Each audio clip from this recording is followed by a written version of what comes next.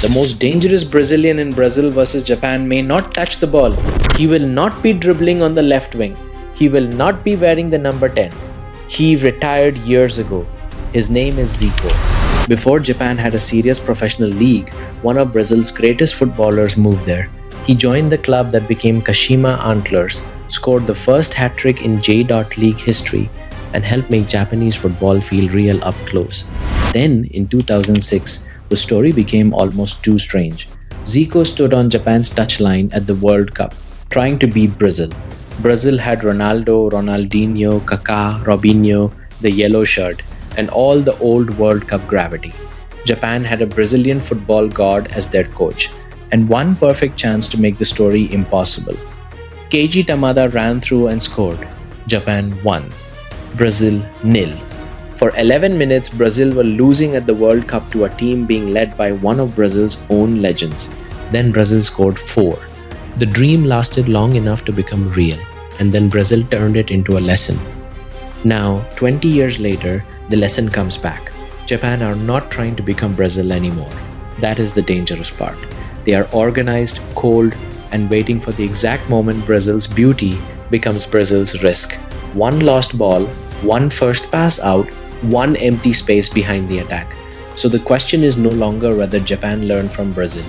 The question is whether Brazil can survive what Japan learned. That is the strange thing about Brazil versus Japan.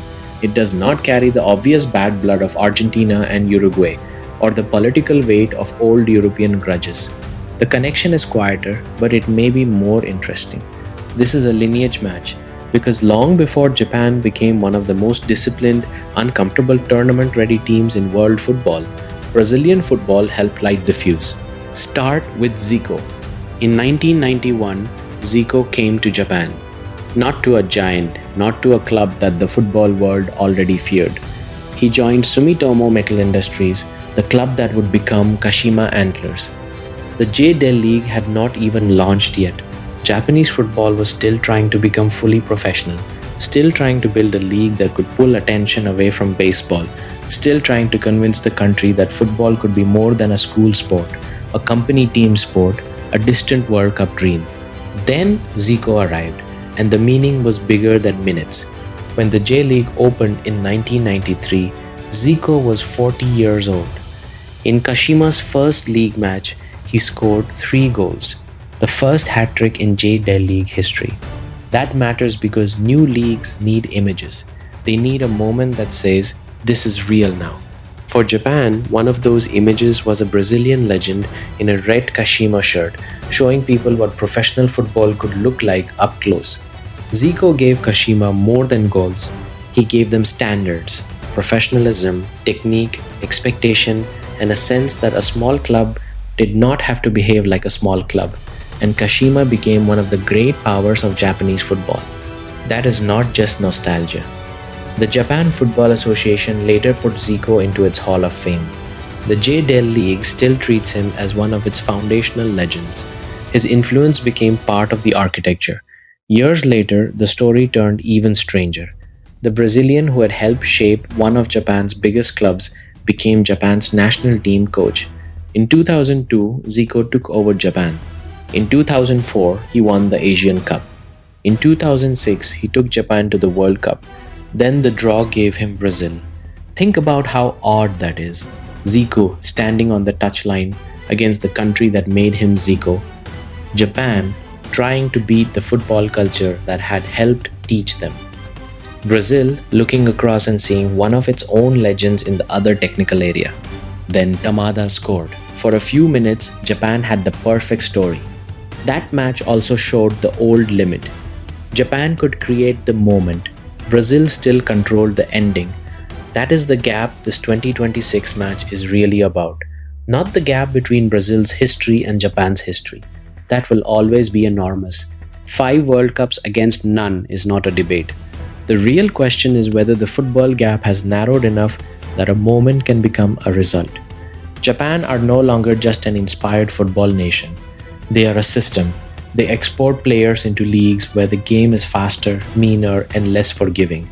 They produce midfielders who can play under pressure, wide players who understand pressing triggers, and defenders who are comfortable defending space rather than just surviving pressure. Their best teams do not look like a romantic underdog waiting for one miracle. They look like as a trap. That evolution is the part Brazil have to respect. Japan did not take Brazilian influence and become a tribute act. They did not decide that the point of football was to copy the rhythm, the swagger, or the mythology of the yellow shirt. They used the early lessons as a foundation, then build something that belongs to them. Their modern game is less about one genius bending the match and more about 11 players understanding the same signal at the same time. When to press, when to wait, when to let the favorite have possession in the wrong place, when to turn one loose touch into the beginning of a counter-attack. That is why Japan are dangerous in knockout football. They do not need the match to be emotional. They do not need the crowd to believe. They do not need a long spell where they look better than Brazil. They need one sequence where the favorite is still arranged for attack while Japan are already arranged for escape. They can let you have the famous shirt. They can let you have the ball. They can let you have the beautiful first pass and the camera-friendly dribble. Then they wait for the one moment where your shape is not quite ready. Brazil should worry because their danger and their risk often live in the same place. When Brazil tilt the attack toward the left, when Vinicius Jr. gets isolated, when the fullback moves, when a midfielder comes across to combine, the picture becomes exciting. That is where Brazil can make a defender panic. One quick touch, one acceleration, one cutback, one defender dragged half a step too far. Everyone wants to watch that Brazil. The problem is that every overload leaves a question behind it. Who is protecting the space if the move breaks? Who stops the first pass out? Who is close enough to counter press? Who is already sprinting backward while everyone else is still admiring the attack? Japan do not need Brazil to be bad. They do not need Brazil to forget how to play. They need Brazil to be Brazil for 1 second too long. They need Brazil to believe the attack is still alive when the counter-attack has already started. That is why this match has a better story than a normal preview. Brazil are facing a country that learned from Brazilian football, then spent decades becoming the kind of team that can punish Brazilian freedom. The teacher gave the student imagination. The student added structure. The teacher gave the student the idea that football could be played beautifully.